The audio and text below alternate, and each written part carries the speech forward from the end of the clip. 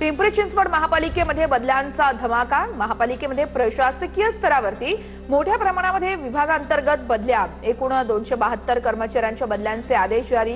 बदल्यांमुळे विविध विभागांच्या कामकाजामध्ये फेरबदल। पुणे शहरामध्ये 135 नवीन पोलीस चौक्या वाढणार। शहराचा वेगाने होत असलेल्या विस्तारामुळे नव्याने पोलीस चौक्यांची स्थापना करण्याचा प्रस्ताव अंतिम टप्प्यात। पुणे पोलीस गृह विभागाला प्रस्ताव पाठवणार।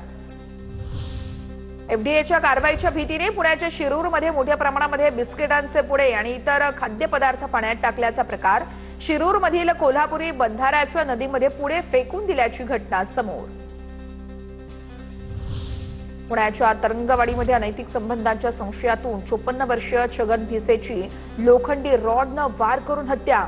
या प्रकरणी धुळदेव माने आणि अशोक टकले यांच्या विरोधात इंदापूर पोलिसात खुनाचा गुन्हा दाखल। पुण्याच्या दौंड शहरामध्ये काळ्या काचा असलेल्या वाहनांवरती वाहतूक पोलिसांची कारवाई। नियमांचं उल्लंघन करणाऱ्या वाहन चालकांवरती कारवाईची विशेष मोहीम। पुण्यातील राजगड किल्ल्यावरती फिरण्यासाठी आलेला एक युवक 40 ते 50 फूट खोल दरीत कोसळला। सुदैवाने झाडाला अडकल्याने तरुणाचा जीव वाचलाय।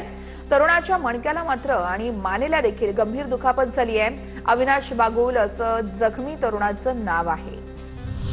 पुणे रेल्वे स्थानकावरून धावणाऱ्या 3 विशेष रेल्वे गाड्या आता नियमित करण्यात येणार आहेत। पुणे कोल्हापूर सह्याद्री एक्सप्रेस, हडपसर हरंगुळ आणि पुणे दानापूर एक्सप्रेसच्या तिकीट दरामध्ये मोठी कपात।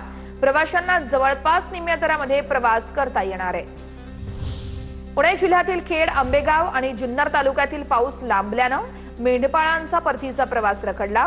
चारा पाण्याची टंचाई आणि वाढत्या उष्णतेमुळे शेळ्या मेंढ्यांवरती उष्माघाताचा धोका वाढला। पशुपालकांमध्ये त्यामुळे चिंतेचं वातावरण।